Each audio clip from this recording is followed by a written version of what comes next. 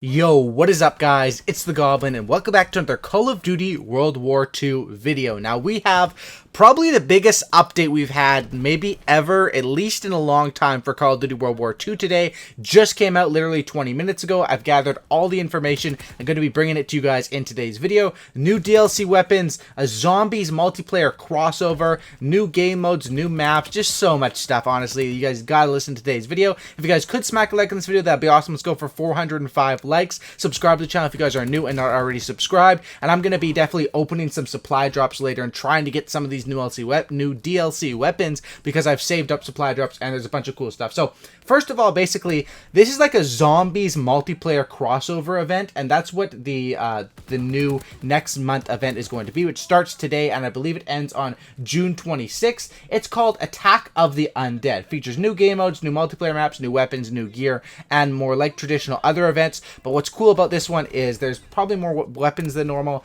and it's also, you know, of course, with the zombies theme. So in terms of game modes, there's three basically game modes that are some are fan favorites, but they come with a zombies twist. We have Infected. This mode will make its way in Call of Duty World War II debut during Attack of the Undead. So be prepared to keep your friends close and your recently turned undead friends as far away as you from possible. So basically, or as far as possible as whatever, you guys know what I'm saying. Basically, I'm just so hyped right now. I'm talking 100 miles per minute, but Infected is now in the game, and it has a zombies twist, and I'm not really sure. I think it's that when you die, you basically become a zombie. You run around as a zombie, which makes it a lot more fun for both parties, right? Next is Hardpoint. Hardpoint with an undead twist.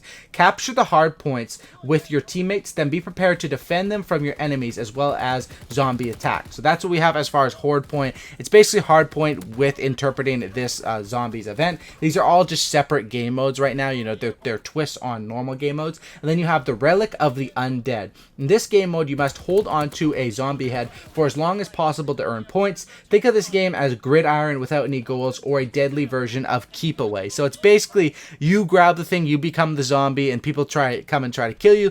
Kind of like how Thanos was in Fortnite. I guess that's, you know, a complete different version of that, but that's the general thing, is everyone's going for one thing. When you have that zombie and you're becoming the zombie, everyone is going to be chasing you and trying to attack you with that. Also, this event features a new map, which is Grostenhaus, as part of the event for a limited time. I hope my pronunciation on that was actually okay. Of course, there's basically what that map was, is it was the tutorial for zombies. It's now been transformed into a multiplayer map. And, you know, of course, we have that. We have new gear and a bunch of new stuff in the supply drop system. Now, usually when new stuff comes to the supply drop system, you have pretty good odds of getting it for the first day or a little bit. And basically what we have right now is 7 new weapons. 2 of them are melee weapons. One is the Claymore Sword, which I don't know why it's called the Claymore, because, you know, to OG Call of Duty fans, your traditional COD fans, we know the Claymore as a cha-ching, placed on the ground, people run through, it's a trap. Now it's just a sword melee weapon. And we also have the Fire Axe melee weapon, which are now available in the game. And then as far as actual DLC weapons in the game, we might actually have like 8 new, I don't know, there's so many new ones. I'll go through each of the DLC weapons, talk about them and what they are. This is a great day if you're a sniper, if you're just a fan of this game. First one is going to be the Nambu Type 2, which is an automatic SMG with low recoil, moderate fire rate, and a mid-range capabilities. Basically, this is a pretty cool SMG that's now added into the game.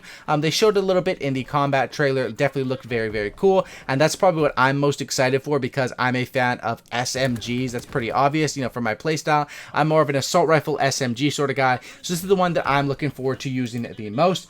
Next is the Blunderbuss, and the only description for this is the one-shot wonder. So Blunderbuss, of course, this is from Advanced Warfare. Basically, it's a super-powered shotgun, but the time in between shots is absolutely super long. This was one that was super tough for people to use in AW, but people would actually go and get DNA bombs and stuff. Definitely a really fun and unique gun to use. And, of course, Sledgehammer Games is bringing this back now into World War II, which I think, honestly, was something that was a little bit unexpected for me personally, but I think it's a great choice to bring back a classic weapon. That's one that's, you know, just brings some fun into the game. especially in a game that was really lacking fun for shotgun players for so long. The last time shotgun players got fed pretty much anything good in World War II was when the combat shotgun was briefly buffed and was at that super high point, but then of course they ended up nerfing it and bringing it back down again.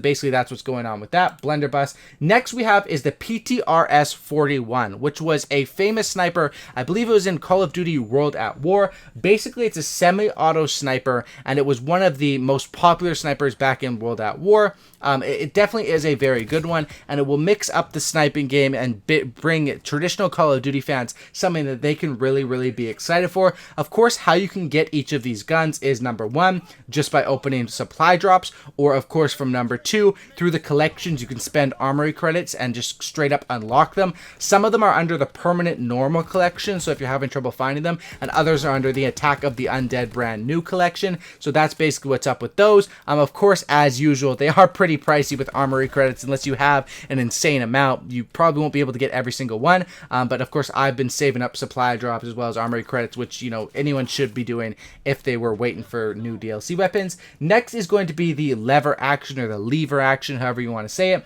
Now, this was a assault rifle back in AW, but it's coming back now as a bolt action sniper. Of course, lever action is basically just like how it works. This is a bolt action sniper rifle, basically that fires fast consecutive shots and delivers one shot ability to kill. So that's basically what we have. Is that the text is so small I'm trying to read off the screen, but that's what we have as far as the lever action. Pretty cool gun, and today is the lucky day for snipers, literally, because you have both of those guns. Definitely a lucky day for snipers all around the board. Next one we have here is going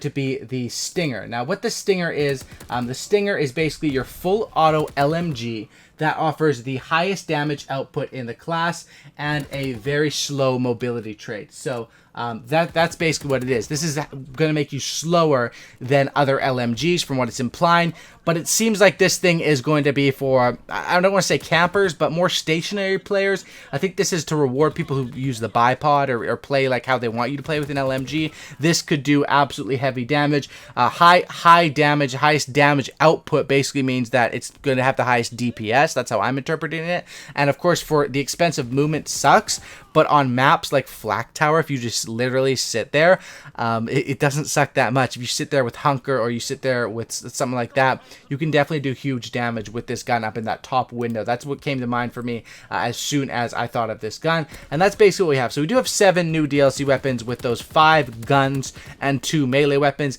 Me personally, I'm most excited for this. I'm not the best sniper, to be honest. I do like sniping. I think it's awesome and fun, but I know a lot of you guys are definitely better at sniping than I am. I'm really good with SMG, so I'm very excited for that new SMG, as well as the Stinger LMG does seem pretty cool. And the blunderbuss seems like one that when you're up for a challenge, that is the gun to go to. Also, with this revamp right now, of course, like we usually do, we have a new quartermaster in the quartermaster right now.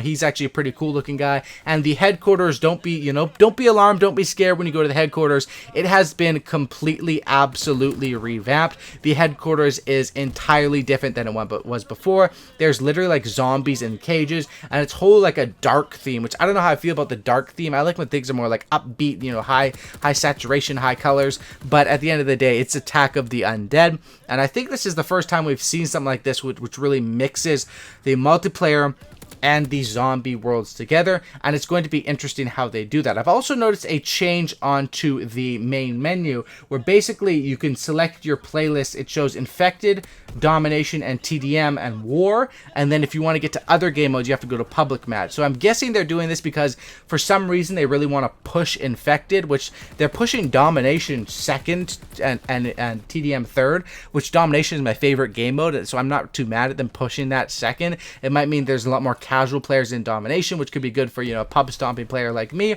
as well as Infected. Of course, it's understandable why they are pushing that. It's their brand new game mode. It's their zombies crossover event, and this is a huge update. It's kind of weird how they do these updates where I don't know why they didn't drop maybe. They like to do things in events, so I sort of understand it. But, 7 new DLC weapons. We could have really used 3 or 4 of these a couple weeks ago and then 3 or 4 of these today. But they like to do it in, chunks, I guess, because that's what gets people most hyped. But of course, that's their marketing plan. That's their business. That's what they want to do with it.